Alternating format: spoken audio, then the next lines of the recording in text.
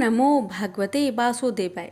प्यारे भक्तगणों, आज आप सभी श्रवण करेंगे बैसाख महीने की अंतिम गुरुवार की व्रत कथा। गुरुवार का दिन भगवान विष्णु को समर्पित है। ये दिन बेहद ही शुभ होता है।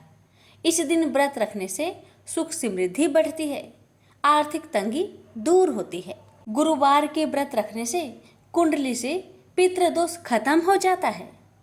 गुरुवार के व्रत रखने से यदि आपकी कुंडली में अल्पायु यानी कम उम्र का योग है तो वे भी समाप्त होता है। साथ ही अगर आपकी जिंदगी में पैसों से जुड़ी समस्या चल रही है तो आपको निश्चित ही गुरुवार का व्रत रखना चाहिए, जिससे आपको आर्थिक समस्याओं से मुक्ति मिल सकती है। गुरुवार के दिन श्री हरि विष्णु जी का व्रत रखने से भाग्य के द्वार खुलते हैं। विष्णु जी की कृपा आप पर हमेशा बनी रहती है। गुरुवार के व्रत रखने से आपको लाभ होता है और आपके बिगड़े काम बनते हैं। साथ ही जातक के मान सम्मान में वृद्धि होती है और विष्णु जी की कृपा विशेष रूप से बरसती है। यदि कोई बच्चा या विद्यार्थी गुरुवार का व्रत रखता है तो उनका पढ़ाई में ध्यान केंद्रित होता है और मन का भटकना भी कम हो जाता है।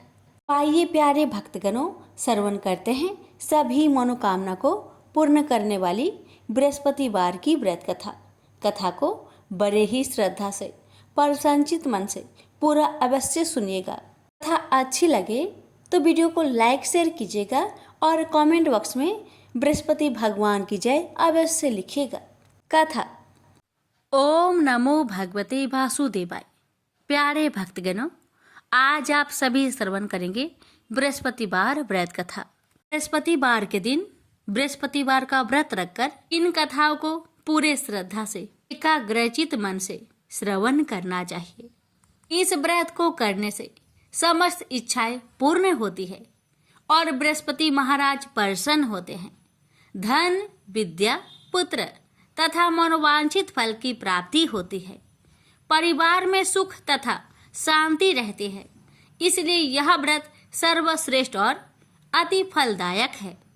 इस व्रत में केले का पूजन ही करें। कथा और पूजन के समय मन, कर्म और वचन से शुद्ध होकर मनोकामना पूर्ति के लिए बृहस्पति देव से प्रार्थना करनी चाहिए। दिन में एक समय ही भोजन करें। भोजन चने की दाल आदि का करें। नमक न खाए। पीले वस्त्र पहने। पीले फलों का प्रयोग करें। पीले चंदन से पूजन करें। पूजन के बाद भगवान बृहस्पति की कथा अवश्य सुननी चाहिए। बिना कथा के व्रत अधूरा माना जाता है। इसलिए व्रत करते हैं तो कथा को श्रद्धा पूर्वक पूरा अवश्य सुनिएगा। तो आइए श्रवण करते हैं बृहस्पतिवार व्रत कथा। श्री विष्णु चालीसा पाठ, विष्णु जी की आरती, बृहस्पति भगवान की आरती।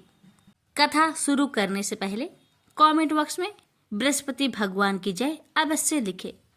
भारतवर्ष में एक प्रतापी और दानी राजा राज्य करता था। वह नित्य गरीबों और ब्राह्मणों की सहायता करता था। यह बात उसकी रानी को अच्छी नहीं लगती थी। वह न ही गरीबों को दान देती, न ही भगवान का पूजन करती थी और राजा को भी दान देने से मना किया करती थी। एक दिन की बात है कि राजा वन में शिकार खेलने गए हुए थे तो रानी महल में अकेली थी। उसी समय बृहस्पति देव भगवान साधु भेष में राजा के महल में भिक्षा लेने के लिए गए और भिक्षा मांगी। रानी ने भिक्षा देने से इनकार कर दिया और कहा, हे साधु महाराज, मैं तो दान पुण्य से तंग आ गई हूँ। मेरा पति सारा धन लुटाते रहते हैं। मेरी इच्छा है कि हमारा धन नष्ट हो जाए, फिर न रहेगा बांस, न बजेगी बांसुरी। रानी की बातें सुन साधु महाराज ने कहा, हे देवी, तुम तो बड़ी विचित्र हो। धन, संतान तो सभी चाहते हैं। पुत्र और लक्ष्मी तो पापी के घर भी होने चाहिए। यदि तुम्हारे पास धन अधिक है तो भूखों को भोजन दो, प्यासों के लिए प्याव बनवाओ, मुसाफिरों के लिए धर्मशालाएं खुलवाओ। ओ निर्धन, कुंवारी कन्याओं का विवाह नहीं कर सकते, उनका विवाह करा दो। ऐसे और भी कई काम हैं जिनके करने से तुम्हारा यश लोक परलोक में फैलेगा। परंतु रानी पर उपदेश का कोई प्रभाव न पड़ा। वह बोली, महाराज, आप मुझे कुछ न समझाए। मैं ऐसा धन नहीं चाहती जो हर जगह बांटती फिरूं। साधु ने उत्तर दिया, यदि तुम्हारी ऐसी इच्छा है तो तथास्तु। तुम ऐसा करना कि बृहस्पतिवार को घर लीपकर पीली मिट्टी से अपना सिर धोकर स्नान करना, भट्टी चढ़ाकर कपड़े धोना। ऐसा करने से आपका सारा धन नष्ट हो जाएगा। इतना कहकर वह साधु महाराज वहां से आलोप हो गए। साधु के अनुसार कई बातों को पूरा करते हुए रानी को केवल 3 बृहस्पतिवार ही बीते थे कि उसकी समस्त धन संपत्ति नष्ट हो गई। भोजन के लिए राजा का परिवार तरसने लगा। तब एक दिन राजा ने रानी से बोला कि हे रानी, तुम यहीं रहो, मैं दूसरे देश को जाता हूँ, क्योंकि यहाँ पर सभी लोग मुझे जानते हैं, इसलिए मैं कोई छोटा कार्य नहीं कर सकता। ऐसा कहकर राजा परदेश चला गया। वहां वह जंगल से लकड़ी काट कर लाता और शहर में बेचता। इस तरह वह अपना जीवन व्यतीत करने लगा। इधर राजा के प्रदेश जाते ही रानी और दासी दुखी रहने लगी। एक बार जब रानी और दासी को 7 दिन तक बिना भोजन के रहना पड़ा, तो रानी ने अपनी दासी से कहा, हे दासी, पासी के नगर में मेरी बहन रहती है, वह बड़ी धनवान है। तू उसके पास जा और कुछ ले आ, ताकि थोड़ी गुजर बसर हो जाए। दासी रानी की बहन के पास गई, लेकिन उस दिन गुरुवार का दिन था और रानी की बहन बृहस्पतिवार का व्रत करती थी। और उस समय व्रत पूजन करके वह बृहस्पति भगवान की कथा सुन रही थी। दासी ने रानी की बहन को अपनी रानी का संदेश दिया, लेकिन रानी की बड़ी बहन ने कोई उत्तर नहीं दिया। जब दासी को रानी की बहन से कोई उत्तर नहीं मिला तो उसे बहुत दुख हुआ, साथ ही साथ उसे क्रोध भी आया। दासी ने वापस जाकर रानी को सारी बात बता दी। रानी ने सुनकर अपने भाग्य को कोसा। उधर रानी की बहन ने सोचा कि मेरी बहन की दासी आई थी, परंतु मैं उससे नहीं बोली, इससे उसे बहुत दुख लगी होगी। कथा सुनकर और पूजन समाप्त करके वह अपनी बहन के घर गई और कहने लगी, हे बहन, मैं बृहस्पतिवार का व्रत कर रही थी। तुम्हारी दासी मेरे घर आई थी, परंतु जब तक कथा होती है तब तक ना तो उठते हैं और ना ही बोलते हैं, इसलिए मैं नहीं बोली। कहो दासी, क्यों गई थी? रानी बोली, बहन, तुमसे क्या छिपाऊं, हमारे घर में खाने तक को अनाज नहीं था। ऐसा कहते कहते रानी की आंखें भर आई। उसने दासी समेत पिछले 7 दिनों से भूखे रहने तक की बात अपनी बहन को विस्तार पूर्वक बताई। रानी की बहन बोली, देखो बहन, भगवान बृहस्पति देव सबकी मनोकामना को पूर्ण करते हैं। देखो, शायद तुम्हारे घर में अनाज रखा हो। पहले तो रानी को विश्वास नहीं हुआ, पर बहन के आग्रह करने पर उसने अपनी दासी को अंदर भेजा तो उसे सचमुच अनाज से भरा हुआ एक घड़ा मिल गया। यह देखकर दासी को बड़ी हैरानी हुई। दासी ने रानी से कहा, हे रानी, जब आपको भोजन नहीं मिलता तो हम क्या करते हैं? व्रत ही तो करते हैं। इसलिए क्यों ना इनसे व्रत और कथा की विधि पूछ ली जाए, ताकि हम भी व्रत कर सके। तब रानी ने अपनी बहन से बृहस्पतिवार के व्रत के बारे में पूछा। उसकी बहन ने बताया, बृहस्पतिवार के दिन व्रत में चने की दाल और मुनक्का से विष्णु भगवान का केले की जड़ में पूजन करे तथा दीपक जलाए, व्रत कथा सुने और पीला भोजन ही करे। इससे बृहस्पति देव प्रसन्न होते हैं। व्रत और पूजन विधि बताकर रानी की बहन अपने घर को लौट गई। 7 दिन के बाद जब गुरुवार आया तो रानी और दासी ने व्रत रखा। घुड़सार में जाकर चना और गुड़ लेकर आई।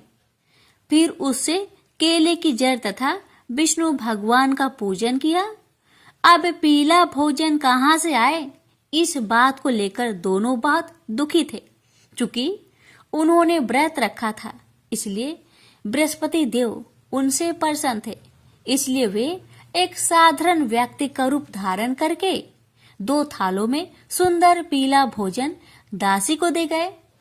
भोजन पाकर दासी प्रसन्न हुई और फिर रानी के साथ मिलकर भोजन ग्रहण किया।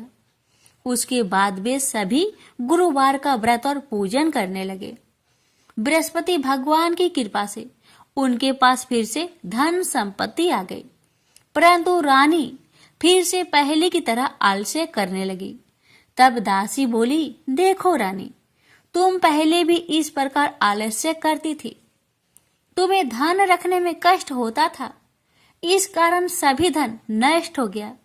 और अब जब भगवान बृहस्पति की कृपा से धन मिला है तो तुम्हें फिर आलस्य होता है। रानी को समझाते हुए दासी कहती है कि बड़ी मुसीबतों के बाद हमने यह धन पाया है, इसलिए हमें दान पुण्य करना चाहिए, भूखे मनुष्य को भोजन कराना चाहिए और धन को शुभ कार्यों में खर्च करना चाहिए, जिससे तुम्हारे कुल का यश बढ़ेगा, स्वर्ग की प्राप्ति होगी और पितर प्रसन्न होंगे। दासी की बात मानकर रानी अपना धन शुभ कार्यों में खर्च करने लगी, जिससे पूरे नगर में उसका यश फैलने लगा। बृहस्पतिवार व्रत कथा के बाद श्रद्धा के साथ आरती की जानी चाहिए। इसके बाद प्रसाद बांटकर उसे ग्रहण करना चाहिए। एक दिन राजा दुखी होकर जंगल में एक पेड़ के नीचे आसन जमाकर बैठ गया। वह अपनी दशा को याद करके व्याकुल होने लगा। बृहस्पतिवार का दिन था। एकाएक उसने देखा कि निर्जन वन में एक साधु प्रकट हुए। साधु भेष में स्वयं भगवान बृहस्पति थे। लकड़हारे के सामने आकर बोले, हे लकड़हारे, सुनसान जंगल में तू चिंता मग्न क्यों बैठा है? लकड़हारे ने दोनों हाथ जोड़कर प्रणाम किया और उत्तर दिया, हे महात्मा जी, आप सब कुछ जानते हैं, मैं क्या कहूँ? यह कहकर रोने लगा और साधु को अपनी आत्मकथा सुनाई। महात्मा जी ने कहा, तुम्हारी स्त्री ने बृहस्पति के दिन बृहस्पति भगवान का निरादर किया था, जिसके कारण रुष्ट होकर उन्होंने तुम्हारी यह दशा कर दी। अब तुम चिंता को दूर करके मेरे कहने पर चलो तो तुम्हारे सब कष्ट दूर हो जाएंगे और भगवान पहले से भी अधिक संपत्ति देंगे। तुम बृहस्पति के दिन कथा किया करो। 2 पैसे के चने मुनक्का लाकर उसका प्रसाद बनाओ और शुद्ध जल से लोटे में शक्कर मिलाकर अमृत तैयार करो। कथा के पश्चात अपने सारे परिवार और सुनने वाले प्रेमियों में अमृत व प्रसाद बांटकर आप भी ग्रहण करो। ऐसा करने से भगवान तुम्हारी सब मनोकामनाएं पूरी करेंगे। साधु के ऐसे वचन सुनकर लकड़हारा बोला, हे प्रभु, मुझे लकड़ी बेचकर इतना पैसा नहीं मिलता जिससे भोजन के उपरांत कुछ बचा सकूं। मैंने रात्रि में अपनी स्त्री को व्याकुल देखा है। मेरे पास कुछ भी नहीं जिससे मैं उसकी खबर मंगा सकूं। साधु ने कहा, हे लकड़हारे, तुम किसी बात की चिंता मत करो। बृहस्पति के दिन तुम रोजाना की तरह लकड़ियां लेकर शहर को जाओ। तुमको रोज से दुगुना धन प्राप्त होगा, जिससे तुम भली भांति भोजन कर लोगे तथा बृहस्पति देव की पूजा का सामान भी आ जाएगा। इतना कहकर साधु महाराज अंतर्ध्यान हो गए। धीरे धीरे समय व्यतीत होने पर फिर वही बृहस्पतिवार का दिन आया। लकड़हारा जंगल से लकड़ी काटकर किसी शहर में बेचने गया। उसे उस दिन और दिन से अधिक पैसा मिला। राजा ने चना गुड़ आदि लाकर गुरुवार का व्रत किया। उस दिन से उसके सभी कलेश दूर हो गए। परंतु जब दोबारा गुरुवार का दिन आया तो बृहस्पतिवार का व्रत करना भूल गया। इस कारण बृहस्पति भगवान नाराज हो गए। उस दिन उस नगर के राजा ने विशाल यज्ञ का आयोजन किया तथा शहर में यह घोषणा करा दी कि कोई भी मनुष्य अपने घर में भोजन न बनाए, न आग जलाए। समस्त जनता मेरे यहाँ भोजन करने आए। इस आज्ञा को जो न मानेगा उसे फांसी की सजा दी जाएगी। इस तरह की घोषणा संपूर्ण नगर में करवा दी गई। राजा की आज्ञा अनुसार शहर के सभी लोग भोजन करने गए, लेकिन लकड़हारा कुछ देर से पहुंचा, इसलिए राजा उसको अपने साथ घर ले गए और ले जाकर भोजन करा रहे थे तो रानी की दृष्टि उस खूंटी पर पड़ी जिस पर उसका हार लटका हुआ था, जो कि वह वहां पर दिखाई नहीं दिया। रानी ने निश्चय किया कि मेरा हार इस मनुष्य ने चुरा लिया है। उसी समय सिपाहियों को बुलवाकर उसको कारागार में डलवा दिया गया। जब लकड़हारा कारागार में पड़ गया और बहुत दुखी होकर विचार करने लगा कि न जाने कौन से पूर्व जन्म के कर्म से मुझे यह दुख प्राप्त हुआ है, और उसी साधु को याद करने लगा जो कि जंगल में मिला था। उसी समय तत्काल बृहस्पति देव साधु के रूप में प्रकट हुए और उसकी दशा को देखकर कहने लगे, अरे मूर्ख, तूने बृहस्पति देव की कथा नहीं करी, इस कारण तुझे दुख प्राप्त हुआ है। अब चिंता मत कर, बृहस्पतिवार के दिन कारागार के दरवाजे पर तुझे 4 पैसे परे मिलेंगे। इनसे तू बृहस्पति देव की पूजा करना, तेरे सभी कष्ट दूर हो जाएंगे। बृहस्पति के दिन उसे 4 पैसे मिले। लकड़हारे ने कथा कही। उसी रात्रि को बृहस्पति देव ने उस नगर के राजा को स्वप्न में कहा, हे राजा, तुमने जिस आदमी को कारागार में बंद किया है वह निर्दोष है, वह राजा है, उसे छोड़ देना। रानी का हार उसी खूंटी पर लटका है। अगर तू ऐसा नहीं करेगा तो मैं तेरे राज्य को नष्ट कर दूंगा। इस तरह रात्रि के स्वप्न को देखकर राजा प्रातःकाल उठा और खूंटी पर हार देखकर लकड़हारे को बुलाकर क्षमा मांगी तथा लकड़हारे को योग्य सुंदर वस्त्र आभूषण देकर विदा कर दिया। बृहस्पति देव की आज्ञा अनुसार लकड़हारा अपने नगर को चल दिया। राजा जब अपने नगर के निकट पहुंचा तो उससे बड़ा आश्चर्य हुआ। नगर में पहले से अधिक बाग, तालाब, कुएं तथा बहुत सी धर्मशाला, मंदिर आदि बन गई है। राजा ने पूछा, यह किसका बाग और धर्मशाला है? तब नगर के सब लोग कहने लगे, यह सब रानी और बांदी के हैं। तो राजा को आश्चर्य हुआ और गुस्सा भी आया। जब रानी ने यह खबर सुनी कि राजा आ रहे हैं तो उन्होंने बांदी से कहा कि हे दासी, देख, राजा हमको कितनी बुरी हालत में छोड़कर गए थे। हमारी ऐसी हालत देखकर वह लौट न जाए, इसलिए तू दरवाजे पर खड़ी हो जा। आज्ञा अनुसार दासी दरवाजे पर खड़ी हो गई। राजा आए तो उन्हें अपने साथ ले आई। तब राजा ने क्रोध करके अपनी रानी से पूछा कि यह धन तुम्हें कैसे प्राप्त हुआ है? तब उन्होंने कहा, हमें यह सब धन बृहस्पति देव की व्रत के प्रभाव से प्राप्त हुआ है। राजा ने निश्चय किया कि 7 रोज बाद तो सभी बृहस्पति देव का पूजन करते हैं, परंतु मैं प्रतिदिन दिन में 3 बार कहानी तथा रोज व्रत किया करूंगा। अब हर समय राजा के दुपट्टे में चने की दाल बंधी रहती था। दिन में 3 बार कहानी कहता।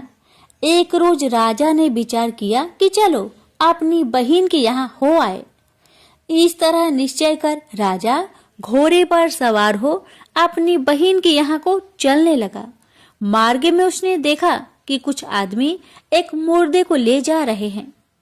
उन्हें रोककर राजा कहने लगे, अरे भाइयों, मेरी बृहस्पति देव की कथा सुन लो।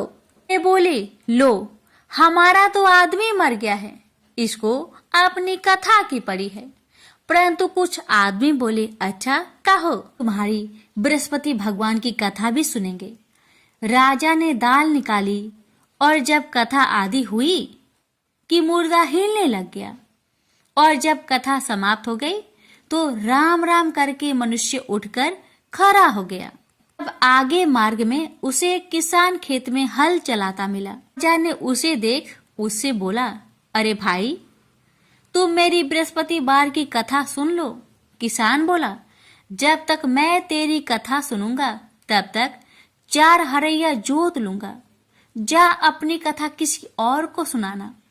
इस तरह राजा आगे चलने लगा। राजा के हटते ही बैल पछाड़ खाकर गिर गया तथा किसान के पेट में बड़ी जोर का दर्द होने लगा। उस समय उसकी माँ रोटी लेकर आई। उसने जब यह देखा तो अपने पुत्र से सब हाल पूछा और बेटे ने भी सभी हाल कह दिया। तो बुढ़िया दौड़ी दौड़ी उस घुड़सार के पास गई और उससे बोली कि मैं तेरी कथा सुनूंगी, तू अपनी कथा मेरे खेत पर चलकर ही करना।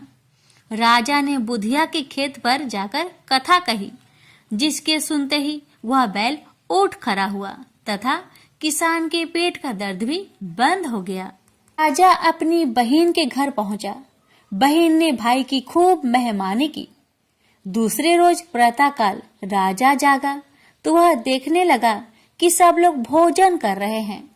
राजा ने अपनी बहन से कहा, ऐसा कोई मनुष्य है जिसने भोजन नहीं किया हो? मेरी बृहस्पतिवार की कथा सुन ले। बहन बोली, हे भैया, यह देश ऐसा ही है कि पहले यहाँ के लोग भोजन करते हैं, बाद में अन्य काम करते हैं।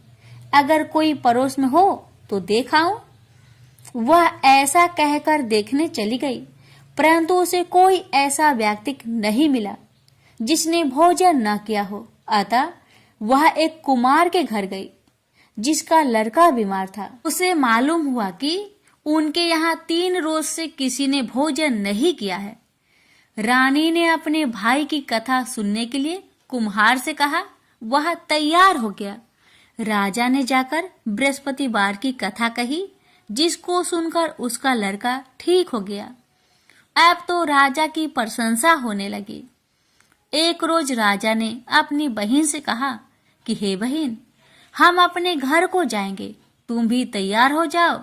राजा की बहन ने अपनी सास से कहा तो सास ने कहा, हाँ चली जाओ, परंतु अपने लड़के को मत ले जाना, क्योंकि तेरे भाई के तो कोई औलाद ही नहीं है। बहन ने अपने भैया से कहा, हे भैया, मैं तो चलूंगी, पर कोई बालक यहाँ से नहीं जाएगा। राजा बोला, जब कोई बालक नहीं चलेगा तब तुम ही क्या करोगी आके? बड़ी दुखी मन से राजा अपने नगर को लौट आया। राजा ने अपनी रानी से कहा, हम निर्वंशी हैं, हमारा मुंह देखने का धर्म नहीं है और कुछ भोजन आदि नहीं किया। रानी बोली, हे प्रभु, बृहस्पति देव ने हमें सब कुछ दिया है, वह हमें औलाद अवश्य देंगे। उसी रात को बृहस्पति देव ने राजा से सपने में कहा, हे राजा, उठ, सभी सोच त्याग दे, तेरी रानी गर्भ से है।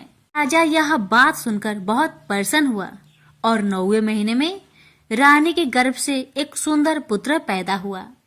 तब राजा बोला, हे रानी, स्त्री बिना भोजन के रह सकती है, पर बिना कहे नहीं रह सकती। जब मेरी बहन आवे तुम उसे कुछ मत कहना। रानी ने सुनकर हाँ कर दिया। जब राजा की बहन ने यह शुभ समाचार सुना तो वह बहुत खुश हुई तथा बधाई लेकर अपने भाई के यहाँ आई। तभी रानी ने कहा, घोड़ा चढ़कर तो नहीं आई, गधा चढ़ी आई। राजा की बहन बोली, भाभी, मैं इस प्रकार न कहती तो तुम्हें औलाद कैसे मिलती? बृहस्पति देव ऐसे ही हैं, जैसी जिसके मन में कामनाएं हैं सभी को पूर्ण करते हैं। जो सद्भावना पूर्वक बृहस्पतिवार का व्रत करता है एवं कथा को पढ़ता अथवा सुनता है, दूसरों को सुनाता है, बृहस्पति देव उसकी सभी मनोकामना पूर्ण करते हैं। भगवान बृहस्पति देव उसकी सदैव रक्षा करते हैं। संसार में जो मनुष्य सद्भावना से भगवान जी का पूजन व्रत सच्चे हृदय से करते हैं, उनकी सभी मनोकामनाएं पूर्ण करते हैं। जैसे सच्ची भावना से रानी और राजा ने उनकी कथा का गुणगान किया, तो उनकी सभी इच्छाएं बृहस्पति देव जी ने पूर्ण की थी। इसलिए पूर्ण कथा सुनने के बाद प्रसाद लेकर जाना चाहिए। हृदय से उसका मनन करते हुए जयकारा बोलना चाहिए। बोलिए बृहस्पति देव की जय, विष्णु भगवान की जय। प्राचीन काल में एक ब्राह्मण रहता था। वह बहुत निर्धन था। उसके कोई संतान नहीं थी। उसकी स्त्री बहुत मलिनता के साथ रहती थी। वह स्नान न करती। इससे ब्राह्मण देवता बड़े दुखी थे। बेचारे बहुत कुछ कहते थे, किंतु उसका कुछ परिणाम न निकला। भगवान की कृपा से ब्राह्मण की स्त्री के कन्या रूपी रत्न पैदा हुआ। कन्या बड़ी होने पर प्रता स्नान करके विष्णु भगवान का जाप हुआ। बृहस्पतिवार का व्रत करने लगी। अपने पूजन पाठ को समाप्त करके विद्यालय जाती तो अपनी मुट्ठी में जौ भर के ले जाती और पाठशाला के मार्ग में डालती जाती। जब ये जौ स्वर्ण के हो जाते, लौटते समय उनको बीनकर अपने घर ले आती थी। एक दिन वह बालिका सूप में उस सोने की जौ को फटक कर साफ कर रही थी कि उसके माता ने देख लिया और कहा, हे बेटी, सोने की जौ के लिए सोने का सूप होना चाहिए। दूसरे दिन बृहस्पतिवार था। इस कन्या ने व्रत रखा और बृहस्पति देव से प्रार्थना करके कहा, मैंने आपकी पूजा सच्चे मन से की हो तो मेरे लिए सोने की सूप दे दो। बृहस्पति देव ने उसकी प्रार्थना स्वीकार कर लिए। रोजाना की तरह वह कन्या जौ फैलाती हुई जाने लगी। जब लौटकर जौ बीन रही थी तो बृहस्पति देव की कृपा से सोने का सूप मिला। उसे वह घर ले आई और उसमें जौ साफ करने लगी, परंतु उसकी माँ का वही ढंग रहा। एक दिन की बात है कि वह कन्या सोने के सूप में जौ साफ कर रही थी। उस समय उस शहर का राजपुत्र वहां से होकर निकला। इस कन्या के रूप और कार्य को देखकर मोहित हो गया तथा अपने घर आकर भोजन तथा जल त्याग कर उदास होकर लेट गया। राजा को इस बात का पता लगा तो अपने प्रधानमंत्री के साथ उसके पास गए और बोले, हे बेटा, तुम्हें किस बात का कष्ट है?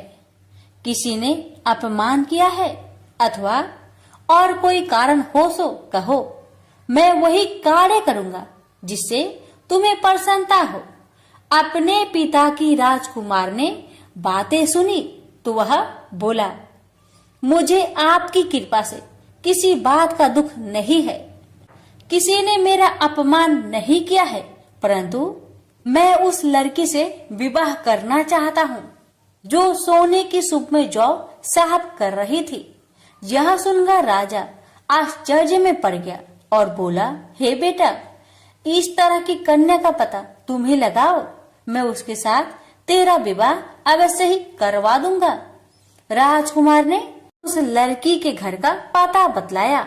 तब मंत्री उस लड़की के घर गए और ब्राह्मण देवता को सभी हाल बतलाया। ब्राह्मण देवता राजकुमार के साथ अपनी कन्या का विवाह करने के लिए तैयार हो गए तथा विधि विधान के अनुसार ब्राह्मण की कन्या का विवाह राजकुमार के साथ हो गया। कन्या के घर से जाते ही पहले की भांति उस ब्राह्मण देवता के घर में गरीबी का निवास हो गया। अब भोजन के लिए भी अन्न बड़ी मुश्किल से मिलता था। एक दिन दुखी होकर ब्राह्मण देवता अपनी पुत्र के पास गए। बेटी ने पिता की दुखी अवस्था को देखा और अपनी माँ का हाल पूछा। तब ब्राह्मण ने सभी हाल कहा। कन्या ने बहुत सा धन देकर अपने पिता को विदा कर दिया। इस तरह ब्राह्मण का कुछ समय सुखपूर्वक व्यतीत हुआ। कुछ दिन बाद फिर वही हाल हो गया। ब्राह्मण फिर अपनी कन्या के यहाँ गया और सारा हाल कहा तो लड़की बोली, हे पिताजी, आप माताजी को यहाँ लेवा लाओ, मैं उसे विधि बता दूंगी जिससे गरीबी दूर हो जाए। वह ब्राह्मण देवता अपनी स्त्री को साथ लेकर पहुंचे तो अपनी माँ को समझाने लगी, हे माँ, तुम प्रातःकाल प्रथम स्नान आदि करके विष्णु भगवान का पूजन करो तो सब दरिद्रता दूर हो जाएगी।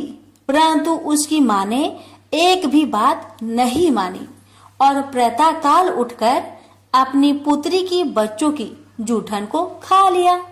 इससे उसकी पुत्री को बहुत गुस्सा आया और एक रात को कोठरी से सभी सामान निकाल दिया और अपनी माँ को उसमें बंद कर दिया।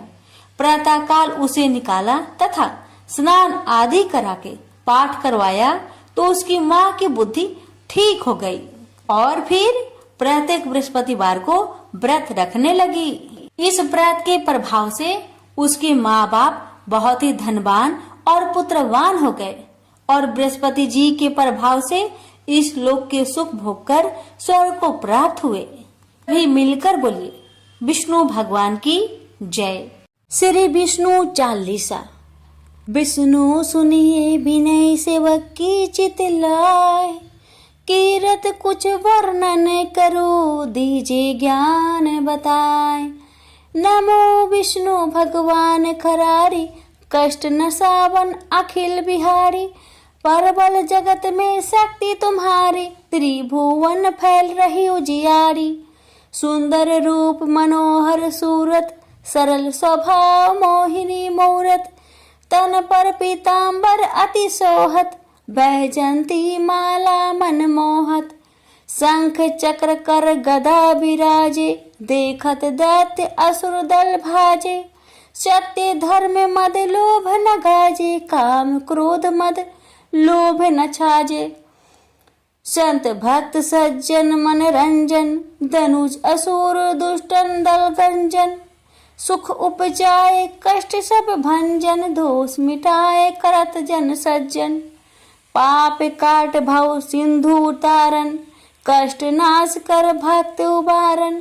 करत अनेक रूप प्रभु धारण, केवल आप भक्ति के कारण। धरनी धेनु बन तुम ही पुकारा, तब तुम रूप राम का धारा। हार उतार असुर दल मारा, रावण आदि को संहारा। आप बराह रूप बनाया, हिरण्याक्ष को मार गिराया। धर्मत्स्य तन सिंधु बनाया, 14 रत्नन को निकलाया। अमीलख सुमरन दध मचाया, रूप मोहिनी आप दिखाया। देवन को अमृत पान कराया, असुरन को छवि से बहलाया। कुर्म रूप धर सिंधु मझाया, मंदराचल गिरि तुरंत उठाया। शंकर का तुम फंद चुराया, भस्मासुर को रूप दिखाया। ईदन को जब असुर डुबाया, कर प्रबंध उन्हें ढूंढवाया। मोहित बनकर खल ही नचाया, उस ही कर से भस्म कराया। असुर जलंधर अति बलदाई, शंकर से उन किन्हीं लड़ाई। हार पार शिव सकल बनाई, किन सती से छल खल जाई। सुमिरन किन तुम्हें शिवरानी, बतलाई सब विपत कहानी। तब तुम बने मुनीश्वर ज्ञानी, वृंदा की सब सुरति भुलानी। देखत 3 दनुज शैतानी, वृंदा आए तुम्ही लपटानी। हो स्पर्श धर्म क्षति मानी, हाना असुर और शिव शैतानी। तुमने ध्रुव प्रहलाद उबारे, हिरण्याकुश आदि खल मारे। गणिका और अजामिल तारे, बहुत भक्त भव सिंधु उतारे। हरहु सकल संताप हमारे, कृपा करो हरि सृजनहारे। देखहु में निज दर्श तुम्हारे, दिन बंधु भक्तन हितकारे। चाहत आपका सेवक दर्शन करहु दया अपनी मधुसूदन। जानो नहीं योग जप पूजन हो यज्ञ स्तुति अनुमोदन। शील दया संतोष सुलक्षण विदित नहीं व्रत बोध विलक्षण। अरे हूँ आपका किस विधि पूजन कुमति विलोक होत दुख भीषण। करहु प्रणाम कौन विधि सुमरन कौन भांति में करहु समर्पण। सुर मुनि करत सदा सेविकाई हर्षित रहत परम गति पाई। दीन दुखिन पर सदा सहाय निज जन जान लेव अपनाई। पाप दोष संताप नसाओ भव बंधन से मुक्त कराओ। सुख संपत्ति दे सुख उपजाओ निज चरणन का दास बनाओ। निगम सदा ये विनय सुनावे पढ़े सुने सो जन सुख पावे। प्रेम से बोलिए विष्णु भगवान की जय। विष्णु भगवान की आरती। ओम जय जगदीश हरे स्वामी जय जगदीश हरे। भक्त जनों के संकट क्षण में दूर करे। जो ध्यावे फल पावे दुख बिन से मन का। सुख संपत्ति घर आवे कष्ट मिटे तन का। ओम जय जगदीश हरे। माता पिता तुम मेरे शरण गहूँ किसकी। तुम्हें बिनु और न दूजा आस करो जिसकी। ओम जय जगदीश हरे। तुम्हें पूरन परमात्मा तुम अंतर्यामी। पर ब्रह्मा परमेश्वर तुम सबके स्वामी। ओम जय जगदीश हरे। तुम करुणा के सागर तुम पालन करता। मैं मूर्ख खल कामी कृपा करो भरता। ओम जय जगदीश हरे। तुम हो एक अगोचर सबके प्राणपति। किसी विधि मिलू दया मिले तुमको मैं कुमति। ओम जय जगदीश हरे।